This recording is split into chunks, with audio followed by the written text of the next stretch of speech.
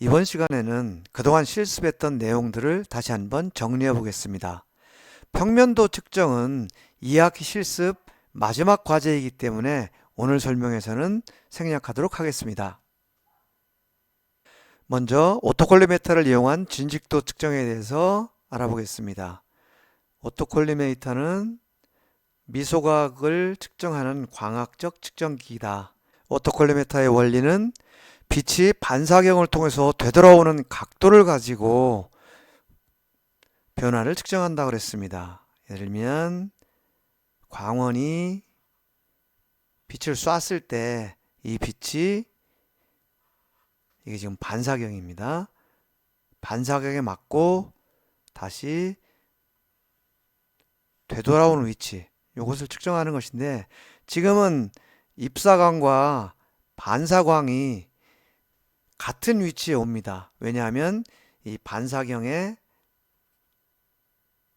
각도, 경사 각도가 없기 때문에 그렇습니다. 그렇지만 반사경이 이 빛의 축과 수직이지 않고 세타만큼 기울어져 있다면 입사한 광이 지금 이것이 입사광이고요. 경사진 반사경에 반사돼서 되돌아오는 빛이 지금 이 반사빔이라고 하면 입사빔의 중심은 여긴데 반사돼 들어온 빛의 중심은 여기가 됩니다. 그러면 요 D라는 것만큼 차이가 나는데 요 차이가 나는 것을 각도로 측정을 해서 이것을 다시 높이차 마이크로메타로 변환시키는 것이 오토콜리메타의 기본 원리다. 이렇게 생각을 하시면 되겠습니다. 지금 이 그림은 오토콜리메타의 내부 구조와 작동 원리를 간단하게 보여주고 있습니다. 여기서 광원이 비춰지게 되면 여기 지금 있는 요 대물 렌즈가 있는데요. 여기에 이런 십자선이 새겨져 있습니다. 그래서 여기서 쏜 빛이 이 십자선과 함께 반사경으로 가게 되고요. 반사경에서 되돌아온 빛은 요 빨간 선, 요 경로가 되는데 입사광의 중심은 여기가 되고 반사돼서 되돌아온 광의 중심은 여기가 되니까 요만큼의 차이가 나는 것이죠. 그래서 요 저반경 눈금에는 이런 눈금이 새겨져 있고요. 딤블을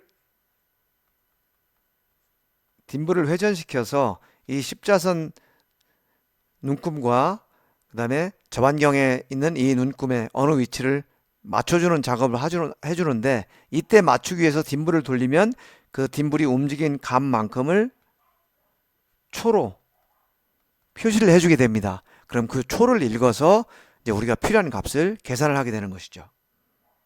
이것은 방금 설명드린 내용이고요. 그 다음에 진직도는 어떻게 측정을 하느냐. 만약에 이 정반이 완전한 진직이다. 그러면 입사광과 반사광이 전부 같은 위치로 들어올 거다라는 거죠. 입사광과 반사광의 경사각이 0이 될 거다라는 거죠. 그런데 만약에 정반이 이렇게 진직이 아니다라고 하면은 측정하는 위치에 따라서 반사경의 각도가 달라지고 그에 따라서 이 되돌아가는 빛 세타의 값이 각 위치에서 다 달라지게 되는 거죠. 그래서 이 값을 가지고 진직도를 계산하게 됩니다. 진직도라는 것은 직선 형체가 기하학적으로 정확한 직선으로부터 어긋남의 크기다. 이렇게 말을 했고요. 이 진직도는 실제 형상을 둘러싸면서 폭이 최소가 되는 두 평행한 직선, 요 평행한 직선의 폭이다. 이렇게 말씀드렸죠. 이게 진직도가 되고 요거는 밀리미터 또는 마이크로메타 이렇게 표시를 한다고 그랬습니다. 오토콜리메타는 기본적으로 미소 각도를 측정하는 측정기이기 때문에 우리가 각도를 환산할 수 있어야 되는데요. 우리가 일반적으로 많이 쓰이는 각도는 라디안과 디그리, 그래서 라디안이라는 것은 반지름의 길이와 호의 길이가 같아지는 요 각, 요것을 라디안이라고 한다고 그랬고요. 그 다음에 디그리는 원을 360으로 이렇게 나눴을 때 그것을 1도라고 얘기를 하는 거죠.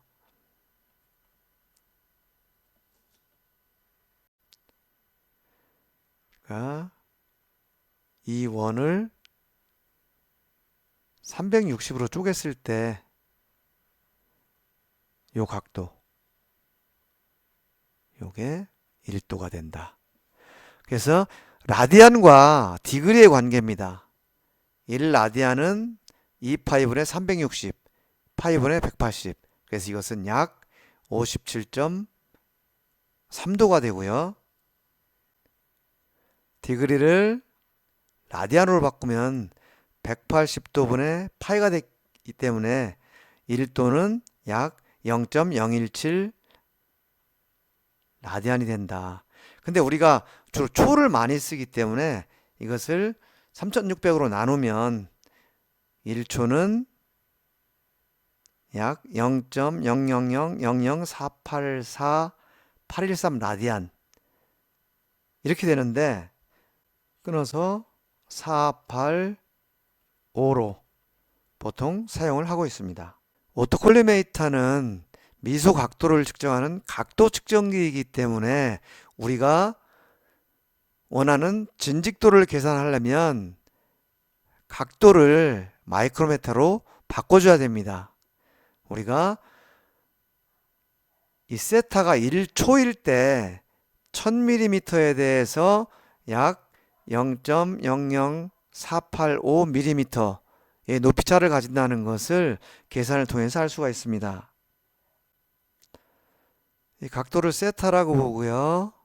그 다음에 밑변의 길이를 L, 높이를 H라고 하면 H는 탄젠트 세타 곱하기 L 또는 H는 L 곱하기 세타 이렇게 계산을 할 수가 있는데 탄젠트 세타를 할 때 여기서의 세타는 디그리입니다. 도. 그리고 직접 L 곱하기 세타 할 때 여기서 세타는 라디안이 되고요.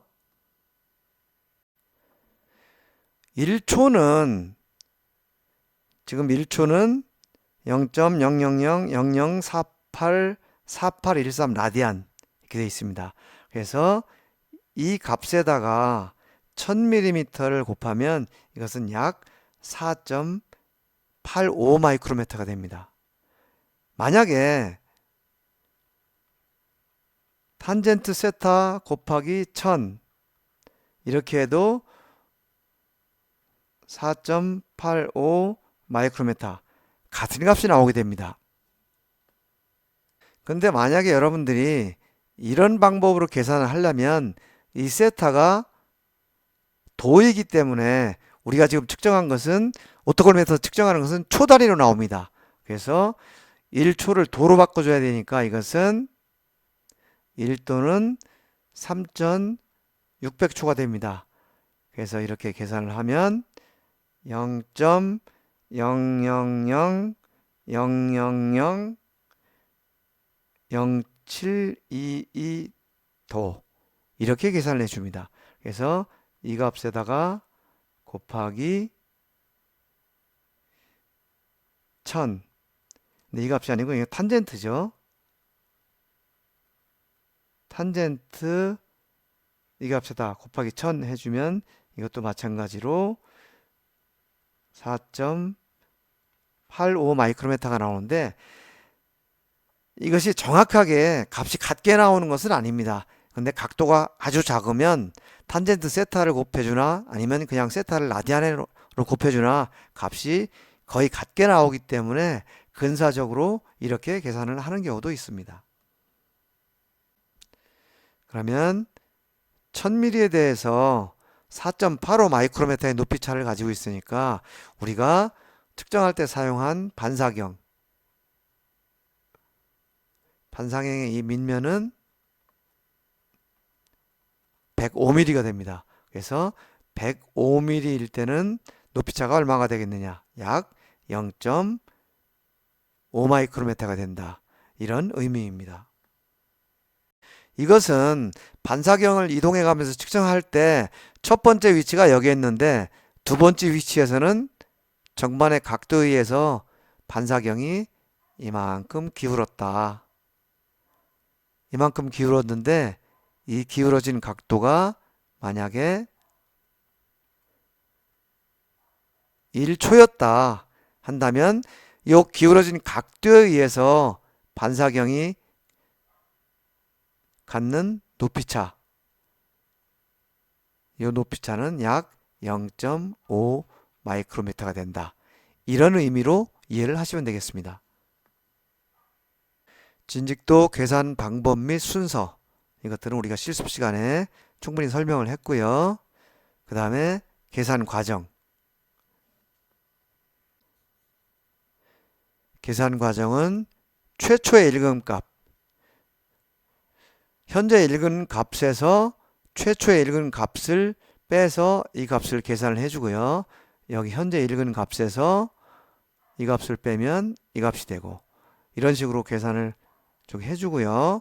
이것은 높이차가 초과되기 때문에 우리가 원하는 마이크로미터로 바꾸기 위해서 방금 전에 105mm가 1초에 대해서 0.5 마이크로미터가 그랬죠.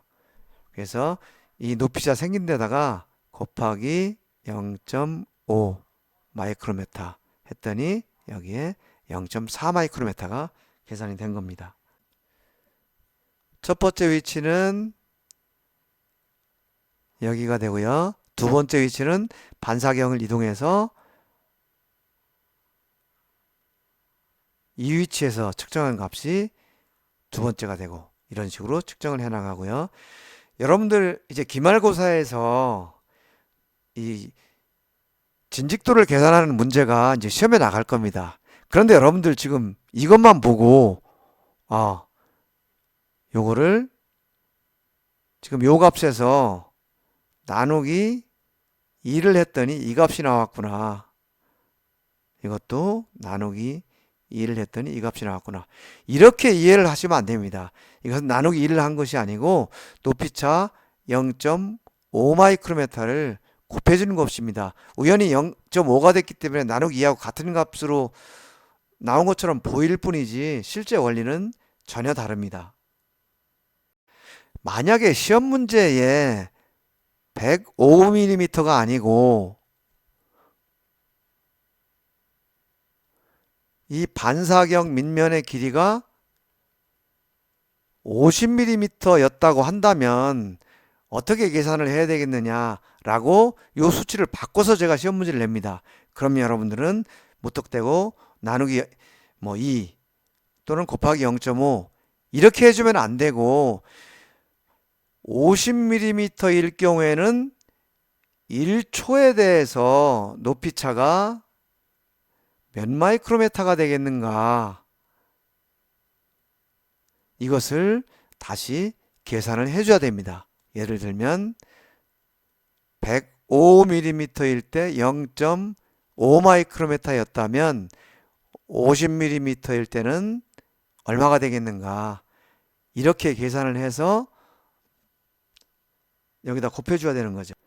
그냥 언뜻 봐도 105mm일 때 0.5 마이크로미터니까 이게 밑변의 길이가 짧아지면 그만큼 더 줄어들 텐데 보니까 뭐 105에 50 하니까 대충 생각을 해봤을 때 한 0.25 정도 되지 않을까 이렇게 추측을 해볼 수 있습니다. 근데 이 계산을 해보면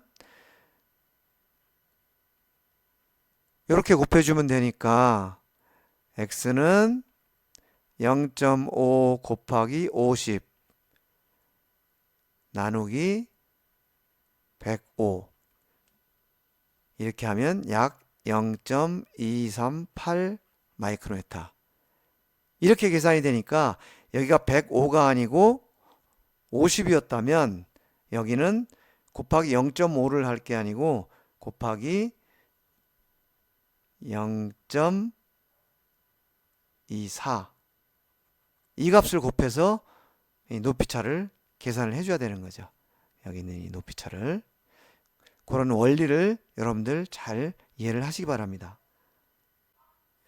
이렇게 해서 각 위치에서의 높이차를 구하고 이 값을 전부 더해서 누적값을 만들고 이 누적값을 보정을 해서 보정값이 나오고 그렇게 되면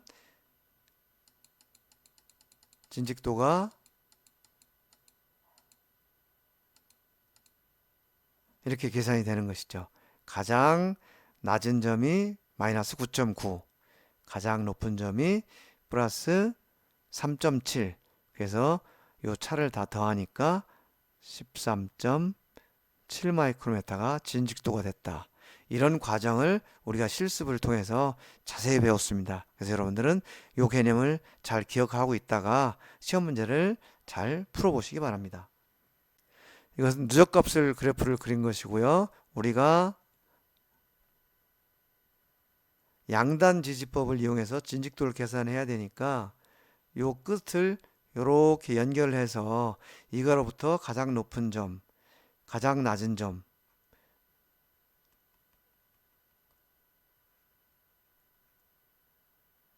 이 진직도를 구해야 되는데 지금 이 상태는 양 끝점이 0이 아니기 때문에 우리가 계산을 할 수가 없습니다.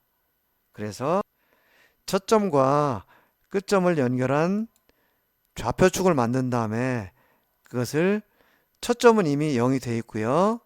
마지막도 0이 되도록 50.4 마이크로미터를 밑으로 내려주는 거죠. 이때 우리가 여러분들 평면도 공부할 때 평행 보정과 비례 보정이라는 개념을 공부를 했는데 여기서 이 보정은 비례 보정이 됩니다. 첫 점은 0이 그대로 있고 끝점만 50.4 마이크로를 밑으로 내려야 되니까 그 중간은 그 비례해서 얼만큼을 보정을 할 건가를 결정을 하게 되는 거죠. 50, 15, 20.2, 25.2 이런 식으로 전체가 다 같은 값이 아니고 자기 위치에서 그 비례값에 해당하는 값만큼을 보정을 해주면 지금 여기처럼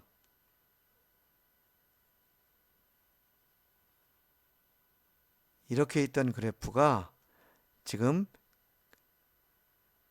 끝점이 0이 되고 첫 점이 0이 되는 이런 그래프로 이제 비례 보정이 되는 거죠.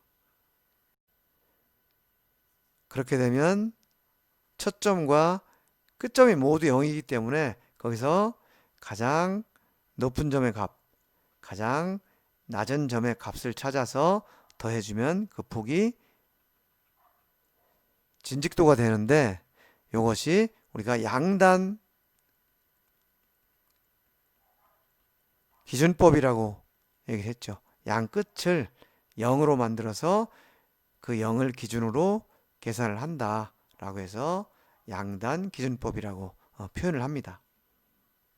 이 양단 지지법은 여러분들이 현장에서 많이 쓰기 때문에 공부를 하는 것이 아니고 이런 개념을 익히기 위해서 공부를 하는 겁니다. 왜냐하면 모든 측정에 이런 개념이 다 들어가기 때문에 그런 거죠. 그래서 이번 기말고사에서 이것이 한 문제가 나올 겁니다.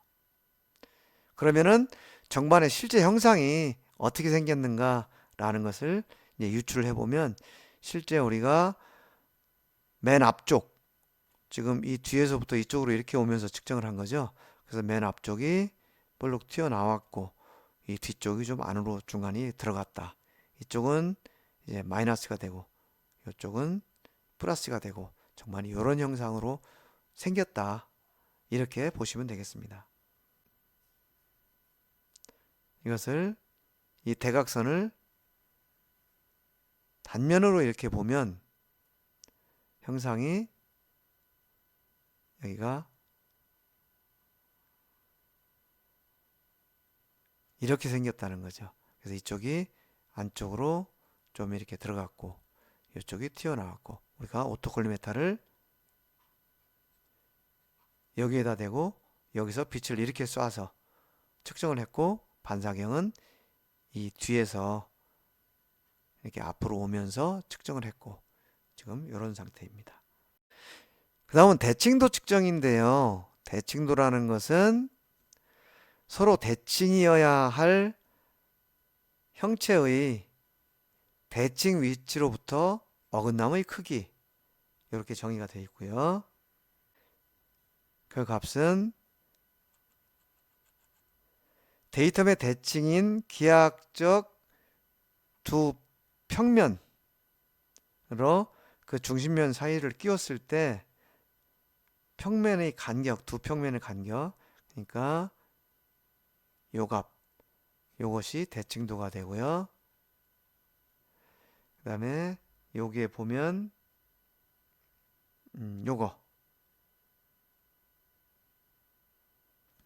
요것이 중심 평면이 되겠죠. 단면으로 그려보면 이런 겁니다. 지금 실제 이런 중심 형상이 이렇게 생겼는데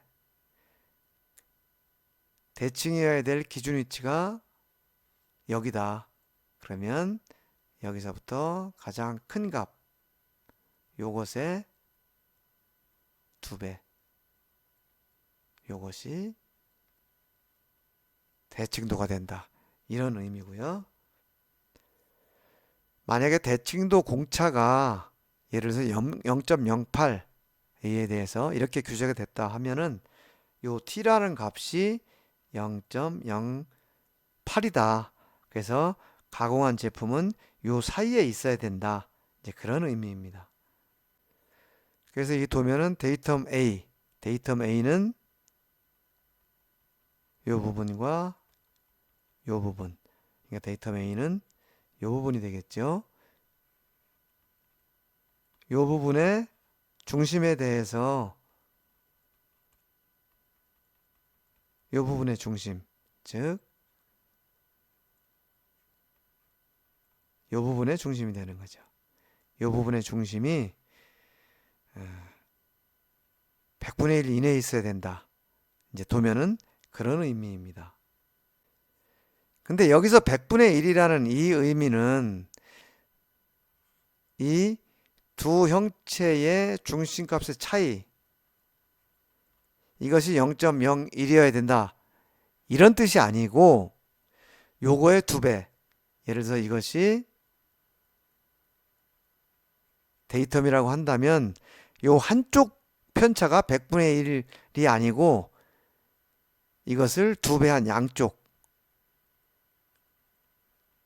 이 값이 0.01 이내여야 된다.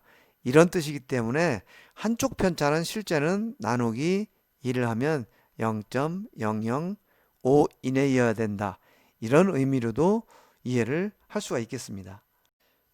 예, 지금 방금 말씀드린 게 요 차이가 뒤에도 있다고 생각하는 거죠. 왜냐하면 평행한 데이텀을 기준으로 평행한 두 평면의 간격이 대칭도니까. 그래서 대칭도는 그거의 2배가 된다. 이런 개념으로 이해를 하시고요. 이 대칭도는 계산을 하는 방법의 문제이지 값을 측정할 때는 어떤 걸로 해도 상관이 없습니다. 이런 하이트 게이지와 높이 마이크로메타를 이용해도 되고요. 아니면 뭐 디지털 하이트 게이지 또는 전기 마이크로메타, 1차원 높이 측정기 어떤 것을 써서 측정을 해도 관계가 없습니다. 다만 여러분들 1차원 높이 측정기를 이용해서 측정할 때는 실제 이 프로브가 닿는 면이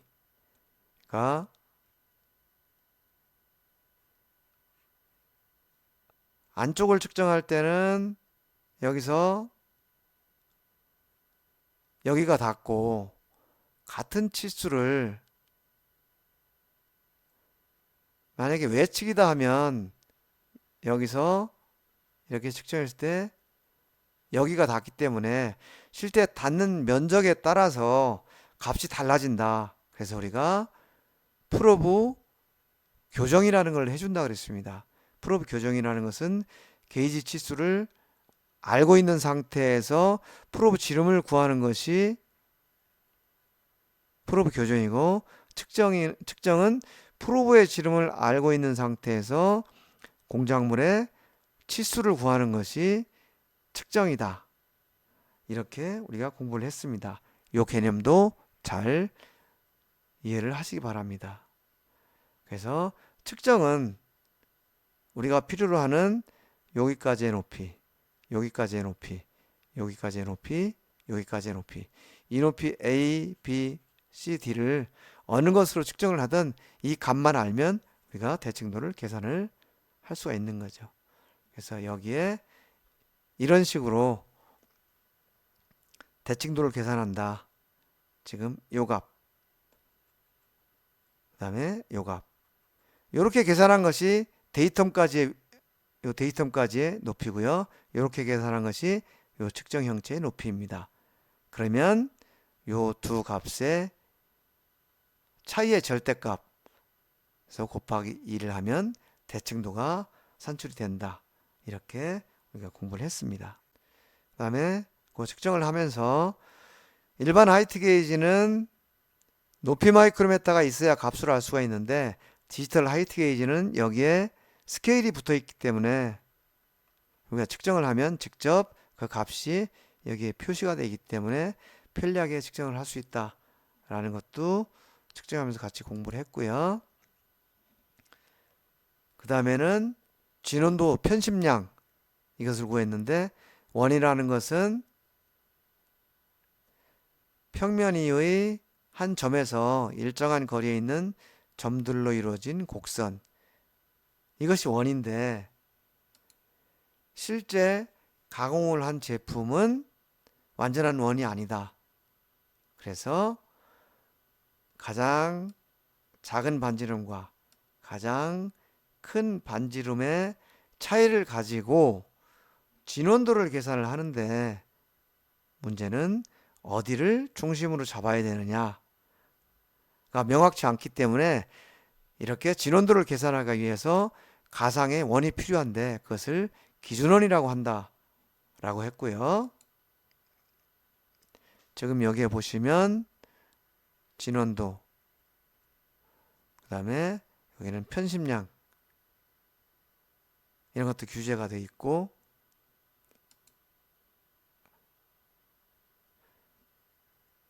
우리가 측정을 하려고 하는 것은 지금 이 편심량이 되는 거죠. 그래서 편심량은 두 원의 중심 간의 거리다. 그리고 설계자가 의도적으로 중심을 다르게 규제를 한다라는 것이고, 동심도는 두 원의 중심 거리가, 중심 위치가 같아야 된다라는 게 동심도입니다. 동심도는 편심량의 곱하기 2가 동심도다. 이렇게 얘기를 했고요. 반대로 얘기하면 동심도 나누기 2 하면 이것이 편심량이 되는 거죠. 그리고 흔들림이라는 것은 데이텀을 기준으로 회전했을 때 공작물 표면의 떨림량, FIM이라고 했는데, 이 FIM은 인디케이터, 움직인 양을 FIM이라고 한다. 이렇게 우리가 공부를 했습니다. 센터 지지대에 공작물을 고정하고 다이얼 게이지를 접촉시켜서 이 제품을 회전시켰을 때 이 다이얼 게이지가 바늘이 얼마나 움직이느냐, 이 움직이는 양을 FIM이라고 한다라는 거 배웠고요. 그 다음에 진원도가 제로이고 데이텀과 공작물의 중심이 일치했다라고 하면 FIM은 제로가 됩니다. 그리고 이 중심이 일치하지 않아서 이만큼 중심에 편심량이 생겼다라고 한다면 이것을 한 바퀴를 회전을 시키면 다이얼 게이지의 움직인 양, 즉 FIM은 편심량의 2배가 된다 라는 거 우리가 공부했고요. 그래서 이제 편심량을 직접 측정을 해본 거죠. 그래서 이 편심량이 얼마냐, 요 양에다 곱하기 2를 하면 요게 동심도가 된다고 했는데, 사실 이 동심도라는 것은 두 원의 중심을 같게 가공을 해라 라는 개념이기 때문에 지금 여기서 이것을 동심도다 이렇게 표현하는 것은 적당치가 않습니다. 왜냐하면 편심도라는 것은 의도적으로 중심을 다르게 한 거기 때문에 그렇죠. 그래서 이것을 한 바퀴를 회전을 시켰을 때 다이얼 게이지가 9.762mm를 움직였다라고 한다면 편심량은 FIM에 나누기 2가 되니까 지금 4.881mm가 되는 거죠. 제가 여러분들한테 이제 기말고사에 시험을 낼 텐데, 이렇게 해서 공작물을 한 바퀴 회전을 시켰더니 다이얼 게이지가 뭐 8.45mm 이동했다. 또는 FIM이 4.85mm였다. 이 제품의 편심량은 얼마겠느냐? 이렇게 시험을 내면 여러분들은 8.45 나누기 2는 4.225mm 이렇게 계산을 할 수 있어야 되는 거죠. 그리고 이 편심의 개념은 또 나중에 진원도 측정할 때도 쓰이기 때문에 이 편심량이라는 것은 중심 간의 거리다. 제품을 한 바퀴 회전시키면 그거의 2배만큼 다이얼 게이지가 움직인다. 그래서 그 다이얼 게이지 움직인 양의 반을 아는 것이 편심량이다. 이런 개념을 이해를 잘 해주시기 바랍니다.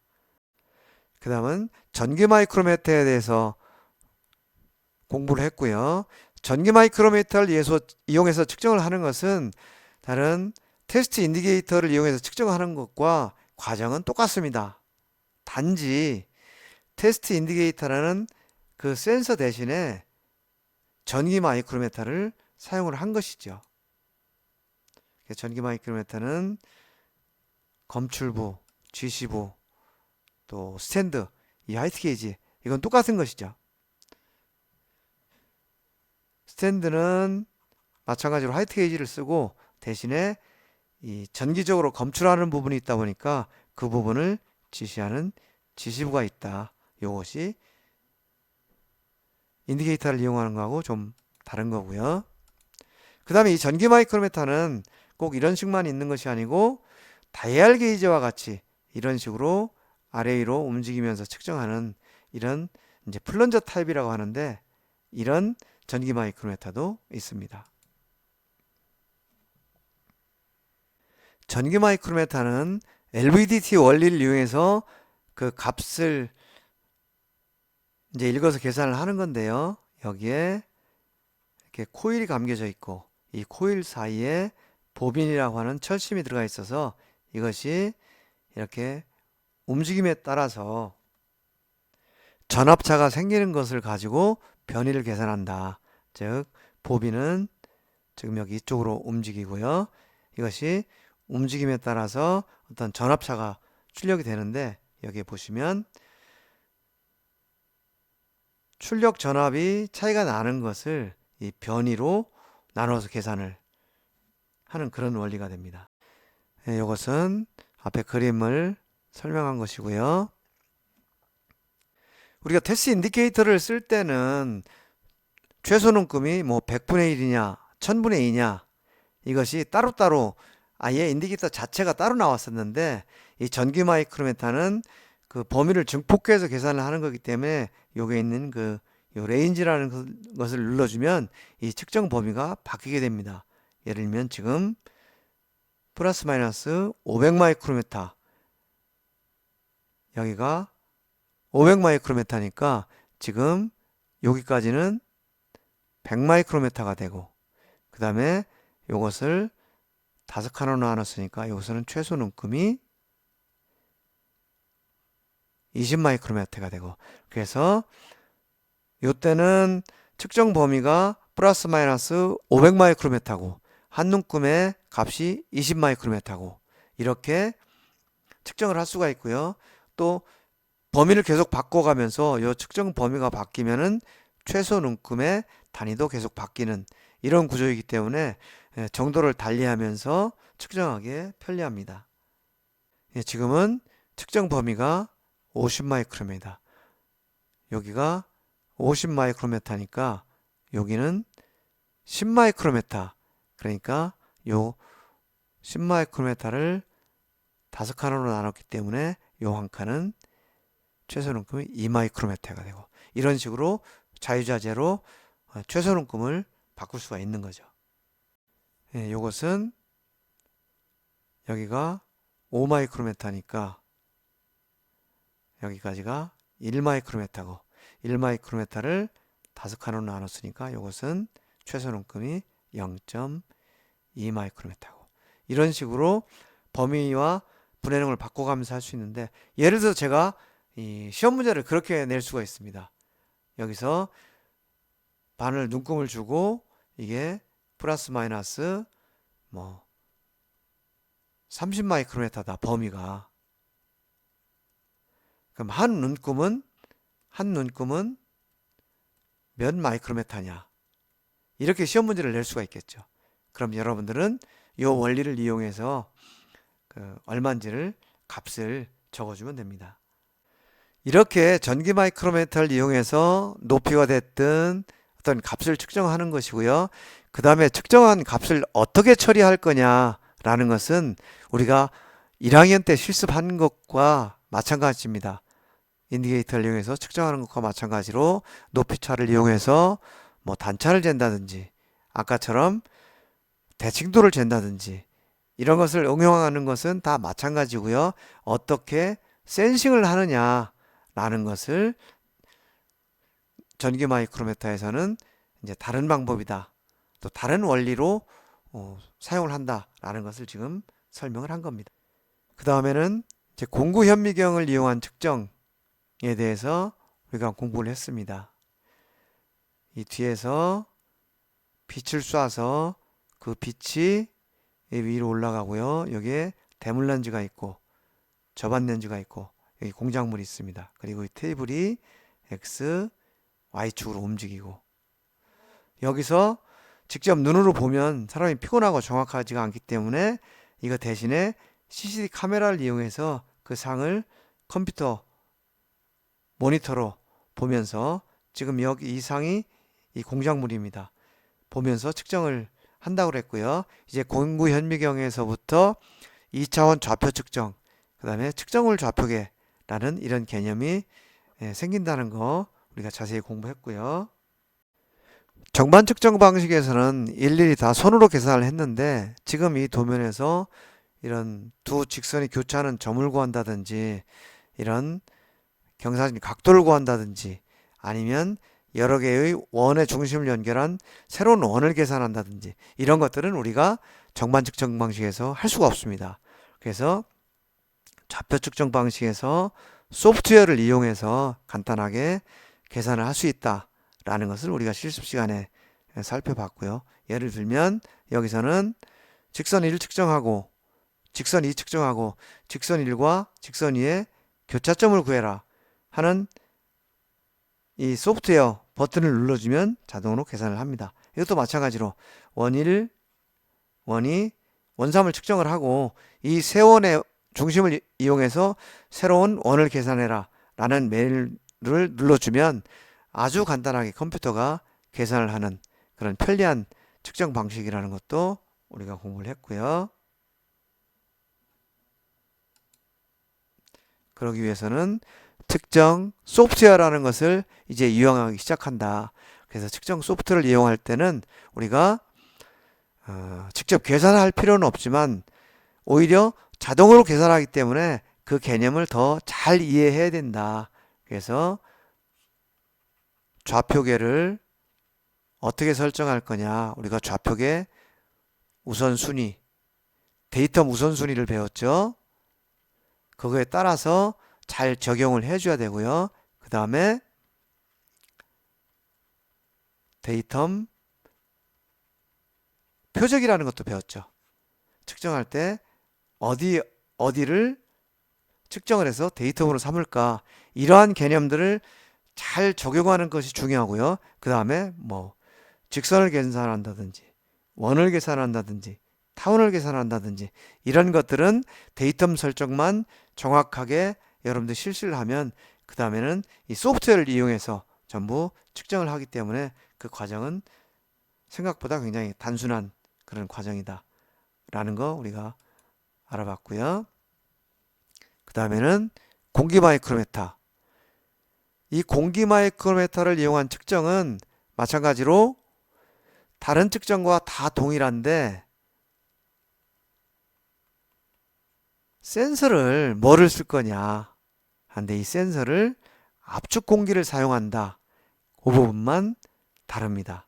예를 들면 압축 공기를 이용해서 이런 게이지 블록 같은 높이도 측정하고 외경도 측정하고 내경도 측정하고 이런 것인데 이거는 여러분들이 자세히 살펴보면 이건 측정이기 때문에 제어부와 게이지 헤드가 이렇게 있고요. 여기는 게이지 헤드가 여러 가지가 있는데 이 게이지 헤드는 링 게이지를 측정하는 용이고 이것은 핀을 측정하는 용도이고 이것은 게이지 블록과 같은 이제 높이를 측정하는 용도인데 지금 링 게이지를 측정할 수 있는 방법은 이것이 아니라도 우리가 실린더 게이지 여러분들 1학년 때도 했죠. 그 다음에 3점씩 마이크로메타 이런 것들을 이용해서 측정을 할 수가 있죠. 또는 내측 마이크로메타. 그 다음에 이 플러그도 마찬가지입니다. 우리가 이것은 뭐 마이크로메타로 측정을 할 수도 있고요. 또는 뭐 인디케이터로 측정을 할 수도 있고 이것도 마찬가지입니다. 이것은 뭐 인디케이터 또는 다이얼 게이지 이런 것으로 측정을 할 수 있습니다. 측정하는 방법은 다 동일한데 단지 이런 측정기 대신에 이 공기 마이크로메타를 썼다. 이 부분만 차이가 있다고 생각을 하시면 됩니다.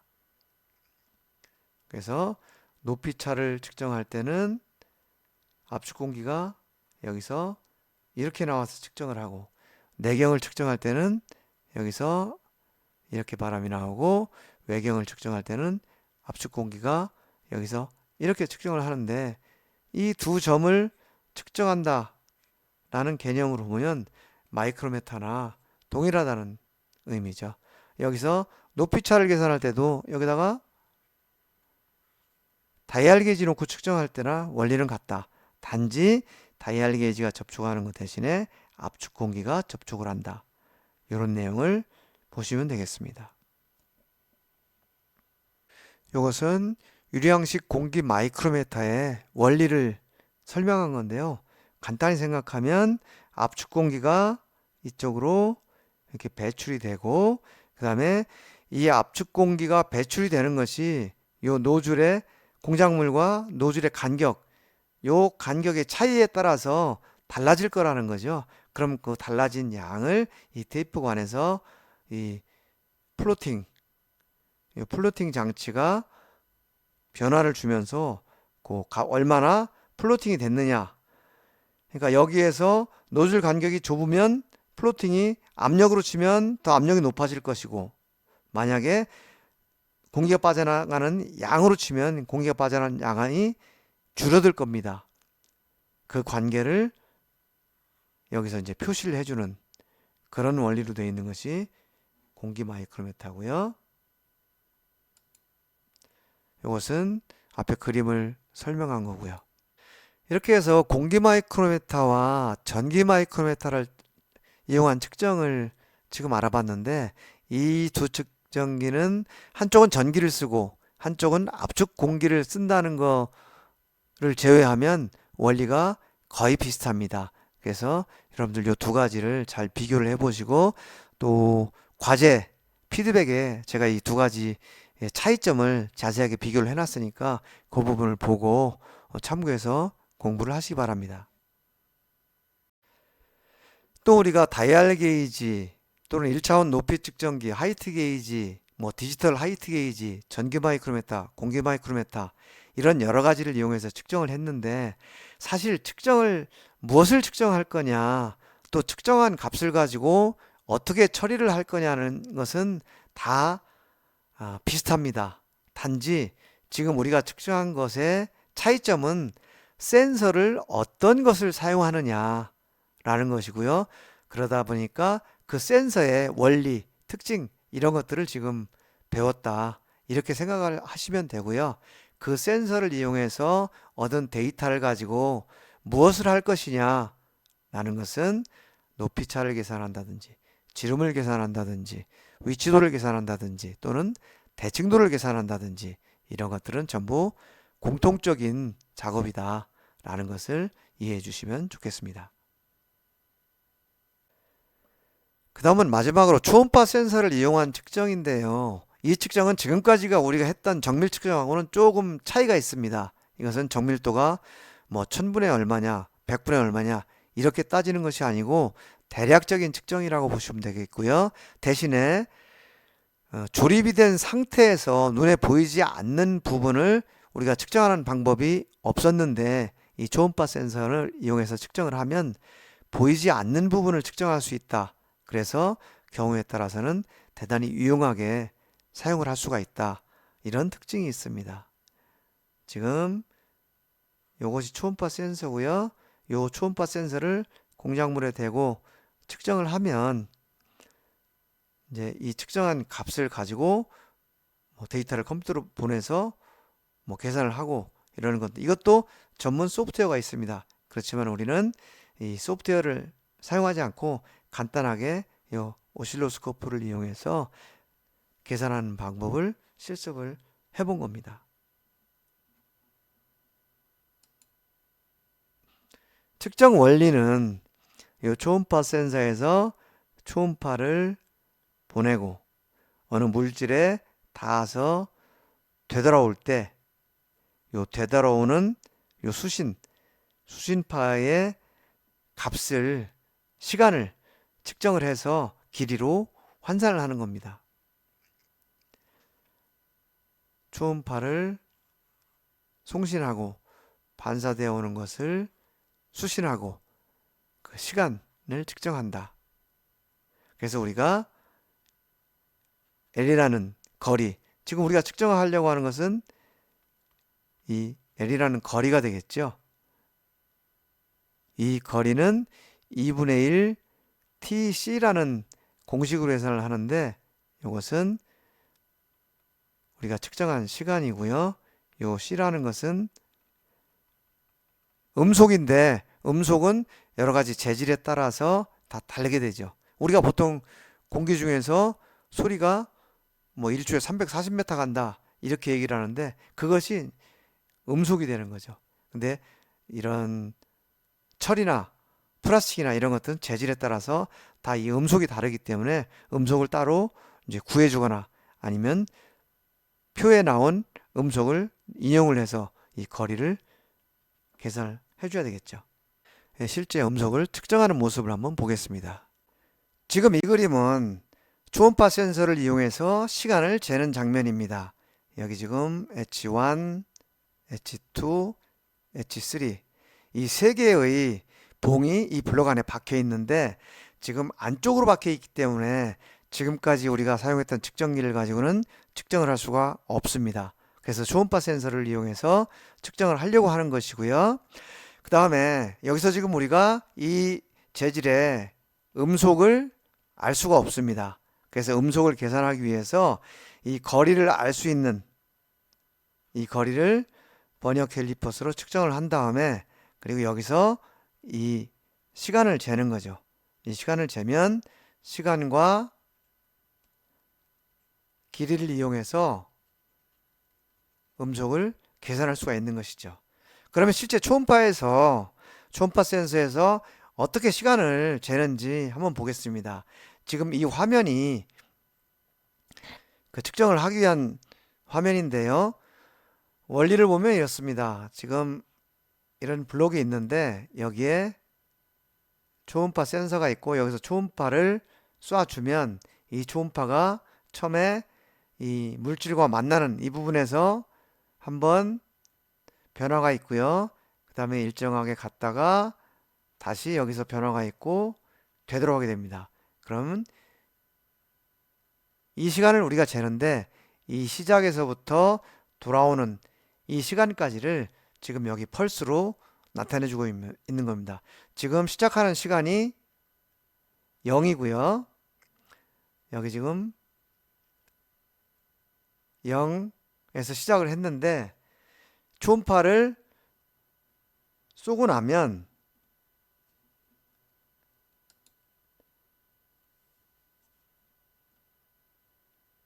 쭉 이동을 해서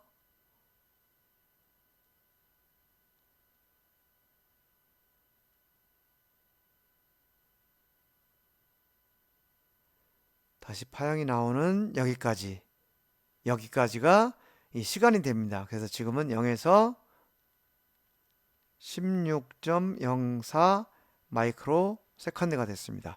다시 말씀드리면 여기서 요 거리 동안을 갔다 오는 요 시간이 16.04 마이크로 세컨드가 된 것이고요. 여기 버니어 캘리퍼스를 이용해서 요 길이를 쟀더니 여기는 지금 46mm가 됩니다. 그럼 이것을 가지고 이제 음속과 거리를 계산해 보겠습니다. 그냥 이 도면을 언뜻 봤을 때 H1이 제일 깊고 H2, H3가 제일 깊이가 작고 그렇게 되니까 값이 얼마인지는 모르지만 시간도 H1이 제일 길고 H3가 제일 짧을 것이라는 것을 우리가 예측은 할 수 있죠. 그래서 보면 H1이 15.04, H2가 10, H3가 7.72 마이크로 세컨드입니다. 얘가 15.04, 얘는 10, 그 다음에 7.72, 그리고 이 폭, 여기서 여기를 왔다 간 이 시간이 16.04가 됩니다.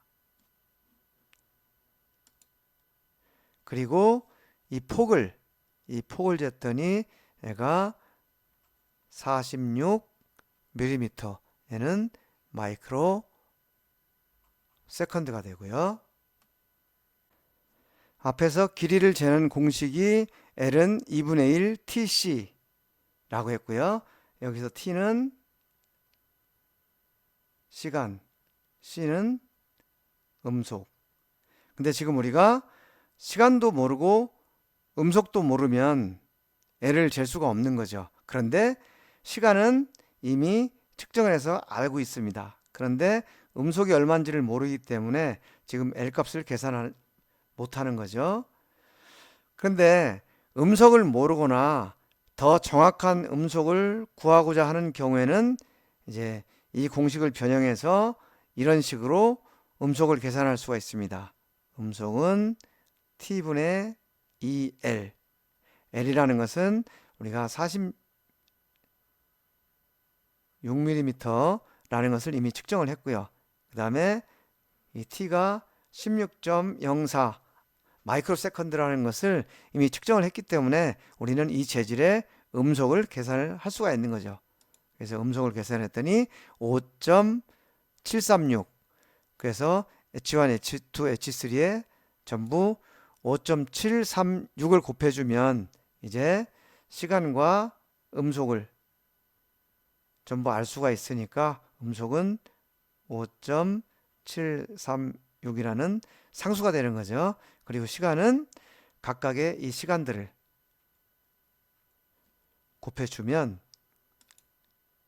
H1이 43.135, H2가 28.68, H3가 22.14mm 라는 것을 지금 이런 측정과 계산을 통해서 알 수가 있습니다. 이렇게 해서 지금까지 우리가 측정했던 것과는 좀 다른 개념의 초음파 센서를 이용해서 블록 내부에 박혀 있는 봉의 깊이를 재는 실습을 해봤습니다. 자, 그러면 잠깐 쉬었다가 다음 시간에는 우리가 수업 시작하는 첫날, 첫 시간에 그 도면을 보고 그 도면을 해석할 줄 모르면 문맹이라고 얘기를 했는데, 그동안 여러분들이 한 학기 동안 공부를 하고 나서 문맹에서 얼마나 탈출을 했는지 한번 테스트를 해보겠습니다. 긴 시간 수업 듣느라고 고생하셨는데 잠깐 쉬겠습니다.